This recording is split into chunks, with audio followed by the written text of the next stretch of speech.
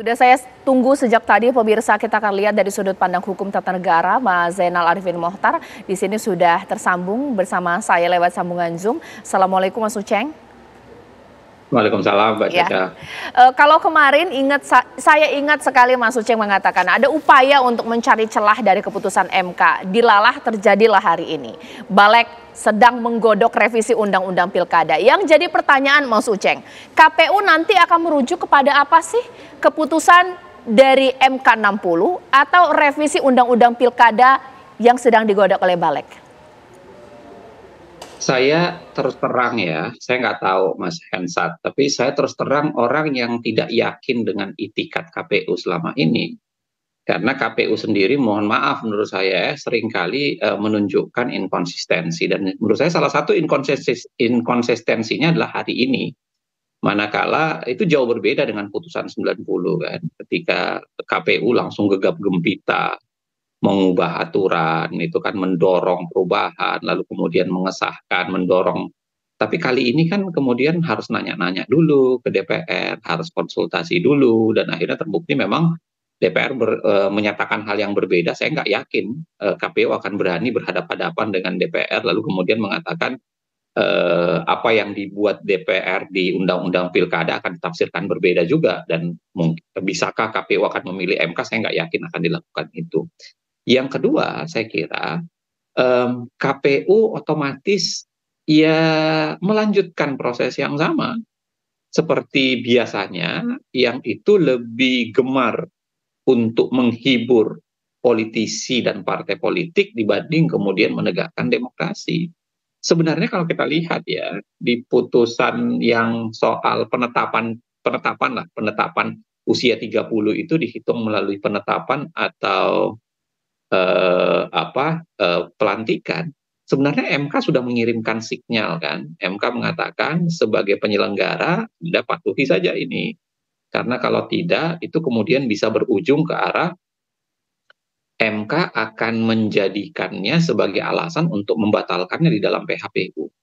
Nah, saya kira, saya nggak tahu ya, apakah KPU kemudian akan melihat di wilayah itu atau lebih melihat pada pesanan atau kemudian keinginan dari DPR. Kita harus bilang nih, kita harus kirimkan penegasan yang keras kepada DPR ya. Karena saya kira perubahan kali ini bukan hanya sekedar mengubah berlawanan konstitusi, tetapi harus diingat ini diubah dalam hitungan jam loh. Hanya 7 jam rapatnya, lalu kemudian tiba-tiba di ujungnya sudah mau hitungannya dapat dihitung kurang lebih 1 hari. Dan kalau kita bicara soal perubahan undang-undang, ya di mana partisipasi publiknya? Ini kan seakan-akan DPR dan pemerintah mau bilang, Anda duduk diam manis aja, nggak perlu Anda kirimkan partisipasi dan aspirasi, pokoknya kami yang akan menentukan apa yang terbaik untuk pilkada buat Anda. Yang itu kami pilih berbeda dengan putusan Mahkamah Konstitusi. Padahal saya kira putusan Mahkamah Konstitusi cukup disambut dengan gegap gempita oleh Mas Uceng. Oleh publik. Nah, ini yang saya ingin bilang, kita harus kirimkan sinyal bahwa janganlah dilanjutkan proses seakan-akan undang-undang itu miliknya pemerintah dan DPR saja. Gitu. Baik, Mas Uceng, untuk kontestasi Pilkada 2024, ini kan ada 2 keputusan yang menjadi polemik. MK 60 dan DPR merujuk kepada keputusan MA. Dua-dua, satu MA peradilan hukum tertinggi, sementara MK adalah lembaga tinggi dalam ketatanegaraan. Posisinya sekarang lebih berat kemana sih seharusnya merujuk kepada kontestasi Pilkada, Mas Uceng? 2 lembaga ini itu dibuat dengan konstelasi berbeda. Mahkamah Agung itu sebenarnya adalah Court of Justice, sedangkan MK itu adalah Court of Law. Makanya kenapa di Mahkamah Agung itu diberikan pengujian hierarkisitas, bukan konstitusionalitas loh, harus diingat itu. Makanya kalau kita ingat kembali putusan MA itu keluar, pengujian terhadap pengujian PKPU terhadap undang-undang pilkada kan, undang-undang, jadi PKPU terhadap undang-undang. Beda dengan putusan MK yang itu pengujian undang-undang terhadap undang-undang dasar.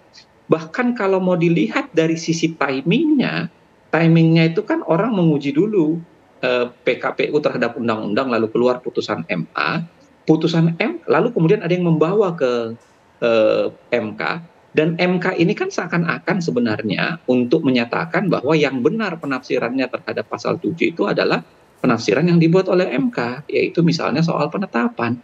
Nah, saya bingung oleh DPR, masa mengantar hukum tata negara yang beginian tidak dipahami Oke, baik. untuk Nah, ini melihat menarik. mana hierarkitas dan Ah, mana konstitusionalitas. baik. Lalu kemudian hebatnya kemudian dipilih secara di voting.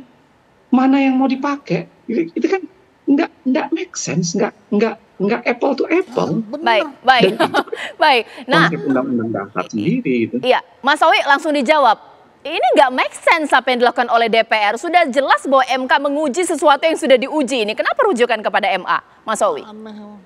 Jadi begini, antara MA, Mahkamah Agung, dengan Mahkamah Konstitusi itu dua pengadilan yang terpisah. Dan di putusan Mahkamah Agung itu jelas bunyinya. Kita tahu semua bahwa usia 30 tahun itu dihitung sejak pelantikan. Di putusan Mahkamah Konstitusinya, atas gugatan itu menolak. Menolak artinya apa? Kembali ke norma undang-undang pilkada yang ada 30 tahun tanpa disebutkan kapan dia. Iya. Terus kalau kemudian yang dilihat itu kan putusannya. Tapi kalau kemudian kalau kemudian yang dipersoalkan tadi itu pertimbangan hukum, sepengetahuan saya yang namanya rujukan ya putusan. Soal pertimbangan hukum itu kayak kita pengantar rapat, bukan kesimpulan. Nah, sekarang kemudian tadi apa yang ditanyakan, apa yang disampaikan oleh Ensat supaya ini tidak menjadi isu liar, kok begitu? Ya nggak begitu juga. Terkait dengan undang-undang pilkada ini, usul inisiatif DPR sejak November. Kemudian oleh Presiden dijawab surpresnya bulan Januari. Dan masih di pimpinan DPR yang namanya surpres belum ditindaklanjuti karena menghadapi pemilu waktu itu. Salah satu yang krusial waktu itu adalah keinginan memajukan jadwal pilkada dari November ke September. Lalu bulan Mei ada putusan Mahkamah Konstitusi yang menolak terkait dengan pemajuan jadwal. Nah, kemarin ini kan masih ada di DPR. Ada rencana memang untuk dibahas ketika ada putusan Mahkamah Agung. Kemudian ada putusan MK. Ya sekalian dimasukkan dalam sebuah putusan. Terus tadi disampaikan pengambilan keputusan melalui voting. Kita berupaya untuk mencapai musyawarah mufakat. Ya kalau tidak ada titik temu, ya pengambilan melalui suara fraksi DPR dan DPR atas nama mayoritas fraksi dan DPR dan DPD itu sah. Itu sesuai tatib DPR. Tidak, jadi bagi kami itu langkah-langkah yang sudah disesuaikan dengan ketentuan perundang-undangan.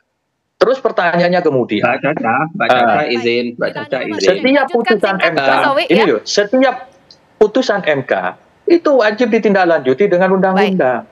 Kenapa kemudian dalam penyusunan undang-undang tidak hanya mengacu kepada prolegnas, ada yang namanya kumulatif terbuka.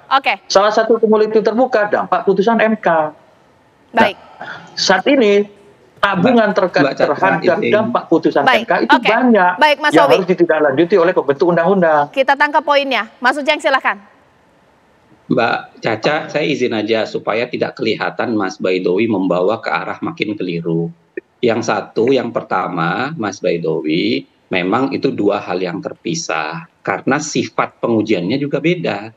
Satu hanya bicara soal hierarkisitas, satu bicara soal konstitusionalitas loh.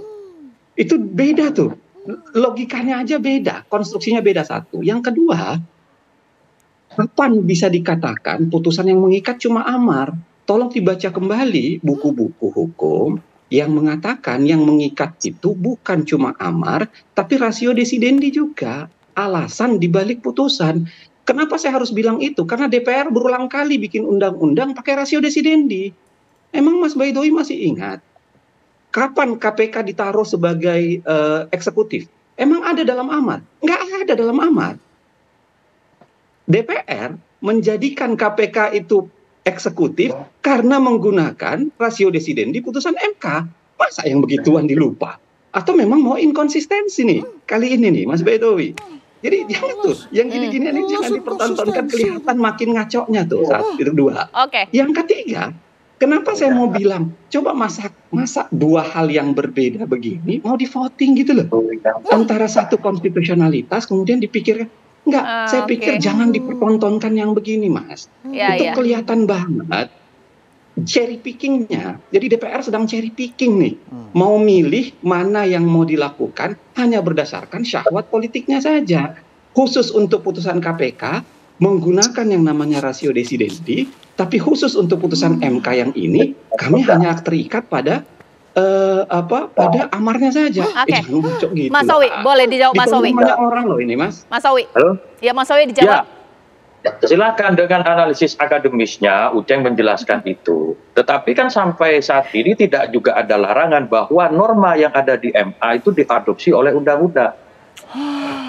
Nah, justru kita menaikkan dalam posisi undang-undang sehingga itu menjadi rujukan supaya tidak ada lagi harus pakai yang namanya partisipasi publik loh. Oke, nah ada partisipasi publiknya tidak Mas Owi? Soal partisipasi publik, ini kedaruratan. Pakai satu hari. Tanggal 27 sudah terbahas. Kalau kemudian pertanyaannya kemudian, waktu pemilu kok tidak seperti itu?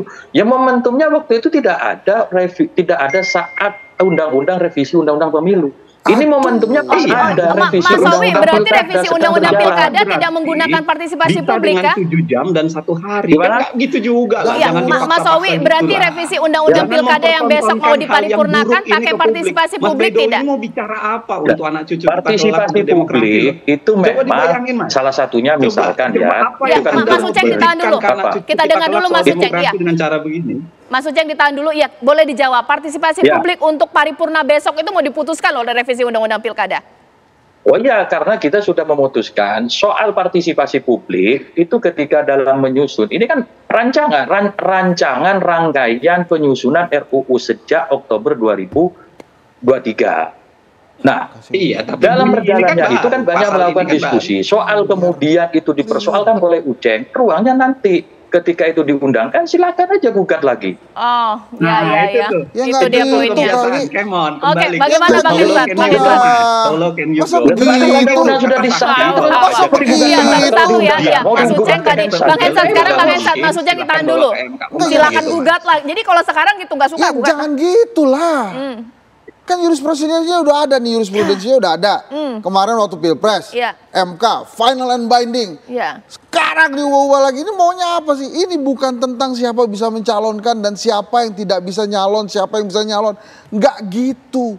Tapi kalau kemudian undang-undang hanya mengikuti keinginan kelompok tertentu, menyampingkan opini publik, menyampaikan pendapat publik karena ini darurat jadi-jadian, ya nggak gitu juga kali. Menurut saya logikanya nggak masuk gitu loh. MK kan kalau nggak salah MK-nya juga lebih tinggi daripada MA.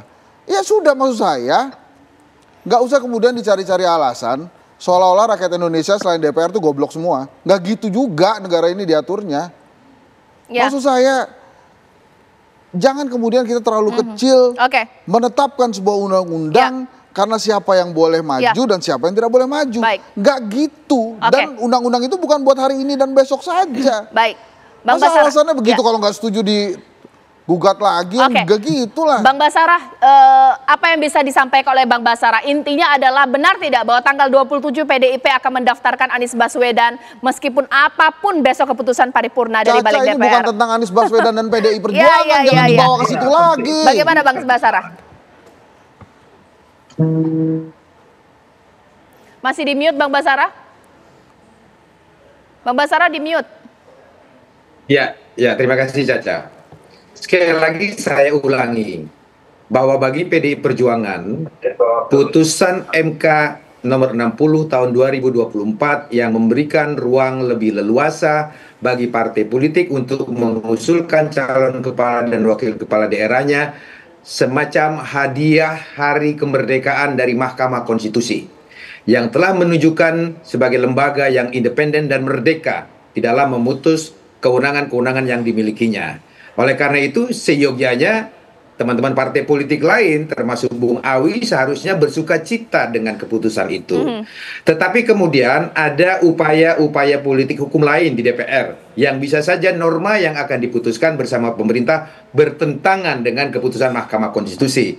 Atas dasar pertanyaan Caca tadi, maka berpegang pada prinsip negara hukum di mana MK telah diberi kewenangan konstitusional yang putusannya dalam menguji undang-undang terhadap undang-undang dasar bersifat final and binding, dan pasal 10 ayat 1 undang-undang EK memberikan penegasan bahwa tidak ada upaya hukum lain setelah keputusan MK itu dibacakan seketika itu juga berlaku dan tidak ada upaya hukum lain, maka PDI Perjuangan berpandangan secara hukum akan menggunakan putusan MK itu di dalam mendaftarkan pasangan calon kepala dan wakil kepala daerah itu. Keputusannya kita serahkan kepada penyelenggara negara yang lain. Dan rakyat pasti akan memberikan penilaian yang objektif dan rasional terhadap hal itu. Ya. Saya kira demikian, Caca. Ya, apapun keputusannya, PDIP tetap akan berpatokan kepada MK. Sekarang terakhir untuk Mas Owi, keputusan balik ini akan memicu aksi, rencana aksi yang akan digelar esok. Apa tanggapan dari Mas Owi? Ya, aksi itu merupakan hal yang biasa karena kita hidup di negara demokrasi. Silahkan saja menyampaikan pendapat itu tidak dilarang. Ada koridornya. Silahkan saja kita terbuka. Nanti perwakilannya biar diterima oleh DPR untuk berdialog, dan kita biasa menerima teman-teman menyampaikan aspirasi. Saya kira itu hal yang wajar dan itulah indahnya demokrasi di Indonesia. Terima kasih Mas Owi. Mas Uceng, silahkan terakhir, apa tanggapannya? Iya, saya kira begitu demonstrasi adalah hal yang wajar. Yang nggak wajar itu adalah cara DPR memperlakukan ini dan berulang-ulang. Makanya saya ingin bilang, DPR how low can you go gitu loh. Ini udah kali-kali ugal-ugalan seugal-ugalannya melakukan apapun untuk mengesahkan syahwat politiknya, lalu kemudian di ujungnya silahkan bawa ke MK. Langgar aja semua aturan-aturan standar konstitusionalitas, bahkan pasal 96 yang dibuat sendiri oleh oleh DPR, 96 Undang-Undang Pembentukan Peraturan Perundang-undangan, nanti silahkan bawa ke MK. Ya, saya kira nggak segitu-gitunya juga lah. DPR janganlah dipertontonkan yang kayak gini, Mas Owi. Tolong berpikirlah satu kali sejenak untuk sedang mau menawarkan apa ke anak cucu kita kelak dengan cara begini, Mas. Terakhir, Bang Hensat. Coba pikir deh. Terakhir, Bang Hensat. Ya, saya sih nggak mau ngomong ke Mas Owi, tolong berikan legacy yang bagus ya. Karena kan Anda nggak akan di DPR lagi, kalau saya nggak salah. Tapi saya nggak mau masuk ke sana. Intinya adalah, bila sudah ada poin hukum, ini jalanin aja. Nggak mau juga saya masuk ke hal-hal yang lebih kecil tentang pencalonan. Tapi sebelumnya kan sudah ada jurisprudensinya. Jangan rakyat kemudian ditantang intelijensianya untuk bisa lebih memahami DPR. Kan anggota DPR juga punya otak, punya hati sama seperti rakyat. Jangan kalau kemudian rakyat berkeluh kesah, ya silakan aja. Inilah indahnya demokrasi. Ya nggak gitu juga sih. Maksud saya, ayolah. Terima kasih Bang Hensat. Berikan kebijakan yang benar-benar sahih dan bagus untuk Indonesia. Terima kasih Bang Hensat. Mas Owi, saya ucapkan juga terima kasih sudah memberikan waktunya di Apa Kabar Indonesia Malam. Kita tunggu bagaimana kemudian rapat paripurna atau sidang paripurna besok, apa keputusan dari Badan Legislasi. Kita juga serahkan ini kepada rakyat Indonesia bagaimana kemudian melihat ini. Saya harapkan secara bijak pemirsa, kawal demokrasi iya, tapi bereaksilah secara bijak. Terima kasih Mas Uceng, terima kasih Bang Basara, terima kasih Bang Henry Satrio.